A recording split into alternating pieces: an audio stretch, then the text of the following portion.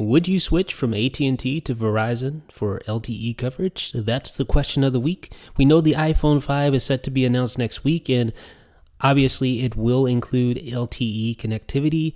But the question is, since AT&T lags behind significantly when it comes to coverage, LTE coverage nationwide, what will you do if you're an AT&T customer and LTE isn't available in your market yet?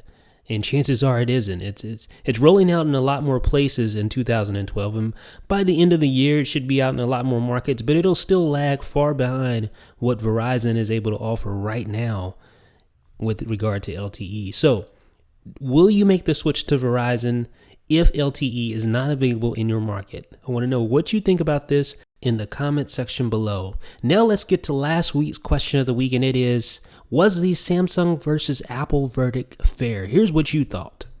Codezen says they see it the other way. Now Samsung and other Android manufacturers will actually innovate.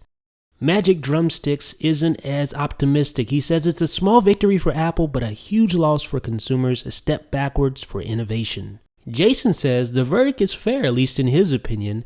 This will make Samsung and other companies think about their design for their products. Warrior states, I think it was fair. Look at the before and after. People are saying, how does a rectangle have a patent? Well, hey, Apple got it right and has every right to use it against Samsung. A7 says, it's fair, but it's bad news for customers because the Samsung market will sink, therefore the competition will stop, and it can't be good for the customers.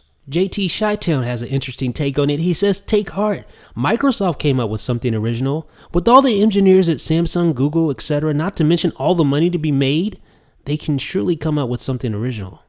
In reply to my statement that obviously this is music to the ears of many Apple fans, Mad Andronicus lives up to his name and says, only the stupid ones. Solar, I hope I pronounced your name right. He says, as a consumer and as a person using the products, I'm afraid of its long-term outcome, like forcing companies to move more carefully and unfortunately slower when it comes to releasing products. That's actually a really good point. Next comment, and we've seen this a lot.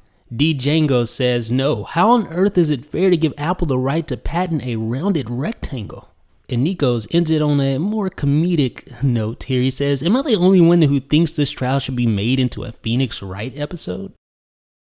So again, thanks for all your wonderful comments. More than I could actually get to, obviously. But again, you have a chance to be in next week's episode.